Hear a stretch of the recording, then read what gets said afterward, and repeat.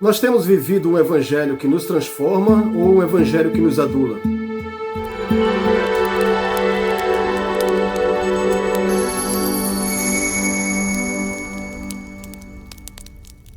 O evangelho não foi feito para se adaptar à nossa vida. Na verdade, o evangelho, ele é o que vai contra nós. Ele existe exatamente para nos crucificar, e isso todos os dias. O próprio Cristo diz que aqueles que quiserem vir após ele deveriam crucificar a si mesmos a cada dia, carregarem a sua cruz e segui-lo. Em outras palavras, o evangelho é contra nós. Vivemos em um tempo em que as pessoas querem um evangelho que sirva aos seus caprichos. As pessoas querem aceitação sem transformação. As pessoas querem consolo sem disciplina, sem as disciplinas necessárias e básicas fundamentais que o evangelho propõe para que o ser natural, o ser humano caído em ofensas, pecados e dívidas, seja verdadeiramente transformado. Esse evangelho que nós estamos vivendo hoje estão jogando fora a insígnia da cruz. Tudo aquilo que a disciplina de Cristo representa para transformar um homem ou uma mulher à imagem e semelhança de Cristo. Esse evangelho que não nos mata, que não nos lapida, esse evangelho que não nos humilha e não nos coloca na nossa real situação como devemos ficar, esse não é o evangelho bíblico. É um outro evangelho, é um outro Cristo, é uma outra formatação de evangelho. O verdadeiro evangelho, ele vem não para massagear o nosso ego, mas ele vem para nos matar e depois nos ressuscitar em Cristo Jesus. Eu preciso primeiramente morrer, e esse morrer não acontece simplesmente no dia em que nós aceitamos a Cristo como Salvador. Ali é o princípio da salvação. Ali é o começo de uma longa história, de um processo disciplinar, de um processo de morte diária, de crucificação diária. Conforme vamos entendendo, a nossa consciência vai se enchendo da verdade de Deus, nós passamos a incorporar esses valores espirituais e praticar no dia a dia, na nossa vida, perante Deus, perante pessoas. E isso se chama mortificação diária. É um evangelho que tem como base a cruz de Cristo, que crucifica, que disciplina, que mata o nosso ego diariamente.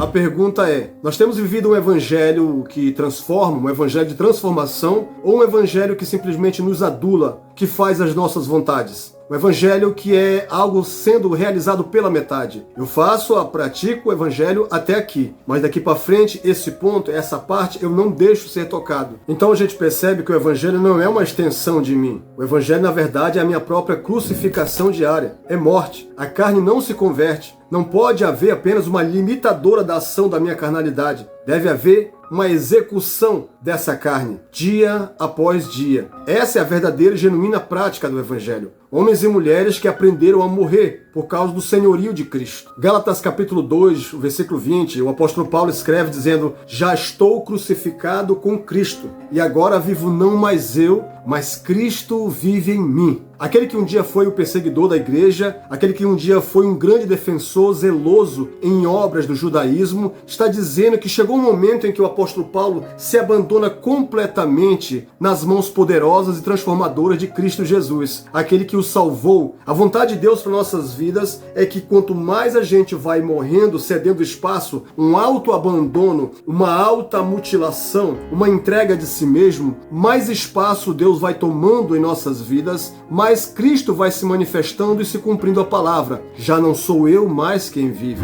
Então, o evangelho não é algo que a gente encaixa no nosso estilo de vida. Na verdade, a proposta de Cristo, quando nos traz o evangelho, é que ele nos crucifique diariamente. É uma morte em estado de vivência. É uma morte enquanto eu vou andando, eu vou interagindo, eu vou vivendo, eu vou morrendo pouco a pouco para o meu eu. A cruz que o evangelho nos propõe não é um adorno que eu coloco no meu pescoço, ou uma pulseira no meu pulso, ou uma tatuagem. A cruz que o evangelho nos propõe é o fim de nós mesmos. É uma execução completa da minha antiga maneira de viver, da nossa antiga maneira de pensar, de existir. Então a gente percebe que a chamada de Cristo é uma chamada radical. Muitos estão transformando o evangelho em um oba-oba, em um bibelozinho que você coloca na estante da sala. O evangelho, o seu chamado, ele é radical. Negar-se a si mesmo é a proposta inicial do evangelho para todos nós que um dia abraçamos a fé. Se nós não compreendemos que o evangelho é negar a si mesmo, é negar o nosso egocentrismo, a nossa vaidade, a soberba, se nós não compreendemos que o evangelho é a aniquilação, a execução do meu próprio eu para a vontade de Cristo reinar e utilizar a minha vida, se eu não compreender isso, eu não entendi ainda o que é o Evangelho. Jesus disse: quem quiser vir após mim, negue-se a si mesmo, tome a sua cruz diariamente e siga-me. Então,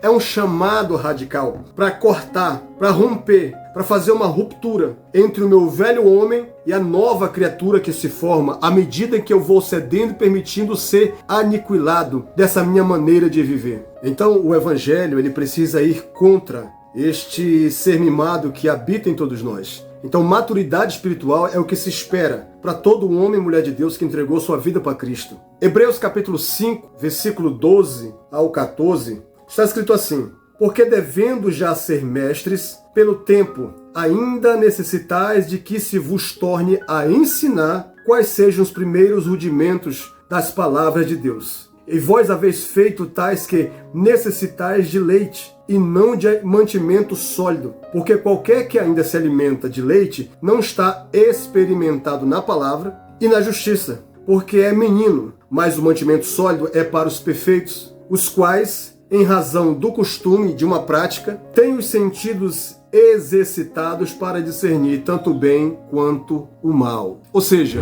o Evangelho ele nos ensina a saber experimentar, a saber vivenciar, a saber escolher como viver como verdadeiros cidadãos éticos em um mundo caído, um mundo maligno. É essa a ideia de trazer sal para salgar o mundo. É essa a ideia de trazer luz para o mundo em trevas. Um cristão maduro já não vive mais refém das suas emoções, das suas paixões, das suas vontades. Uma pessoa madura, ele vive a vontade de Deus. Nós precisamos abandonar essa geração do sentir, de viver, de agir baseado em sentimentos e agir baseados na obediência, em uma razão, em uma consciência que ouve a palavra do seu Senhor, é alguém que a coloca em prática. Esse verdadeiramente é o que ama Cristo.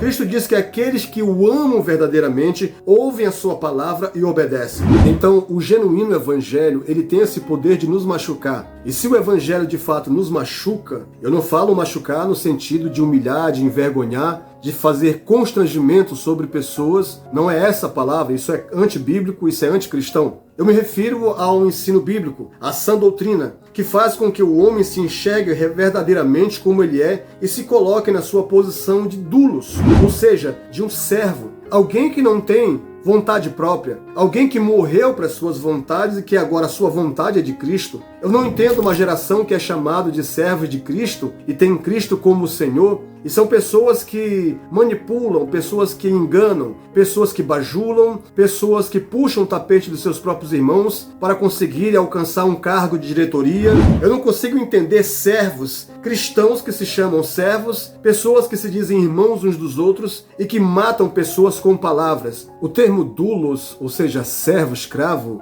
no sentido bíblico do primeiro século, não é o mesmo doulos que a gente entende hoje como um servo, como um funcionário público, alguém que trabalha em uma empresa, um garçom, alguém que serve. Na cultura do primeiro século, principalmente no Império Romano, doulos representava um escravo, um servo permanente, um escravo que não tinha vontade própria, alguém que estava trabalhando legalmente, algo permanente para o seu senhor. Essa é a palavra que Paulo utiliza quando nos chama de servos, quando nos chama de doulos, de um escravo, de alguém que representa alguém, mas alguém que legalmente é alguém que é servo, que é escravo, que obedece ao seu Senhor. Jesus diz: por que me chamais Senhor, Senhor, e não fazem o que eu mando? Jesus nunca mandou ninguém perseguir ninguém. Jesus nunca mandou, e eu estou falando do Senhor. O Senhor nunca nos mandou puxar o tapete de ninguém para conseguir um cargo de diretoria.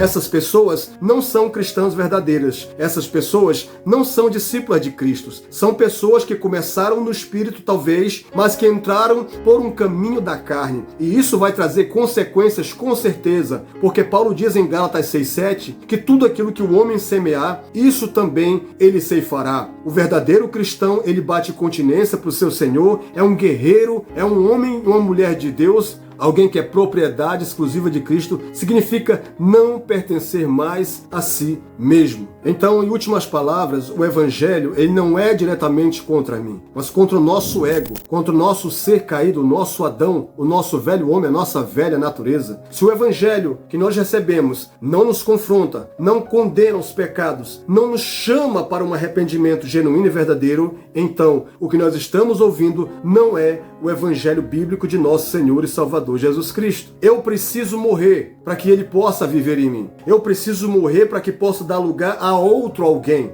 O outro Consolador se manifestará a partir do momento em que eu ceder espaço para ele através da minha morte, através da cruz que é aplicada todos os dias na minha vida. E isso de forma contínua, isso de forma voluntária, isso a partir do meu entendimento cristão, da minha consciência, em saber que já não sou eu, mas quem vive, mas que Cristo vive em mim, e quem quiser vir após mim, falou o Senhor Jesus, negue-se a si mesmo, negue-se a si mesmo. Essa é a mensagem do Evangelho, essa é a mensagem da cruz. Que Evangelho nós temos vivido? Um que nos acompanha ou um que nos crucifica diariamente? Se você quer vida, morra. Se você quer ser um homem ou mulher de Deus, morra. Entregue-se na cruz. Entregue nas disciplinas espirituais que o Senhor Jesus te leva para que você passe durante as situações, durante os fatos que acontecem no nosso dia a dia. Não foi o diabo quem levou Jesus para o deserto para ser testado pelo diabo. Foi o próprio Espírito Santo quem o levou ao deserto para ser tentado pelo diabo. Então, morra para que Cristo apareça em sua vida. Que Deus te abençoe em Cristo Jesus.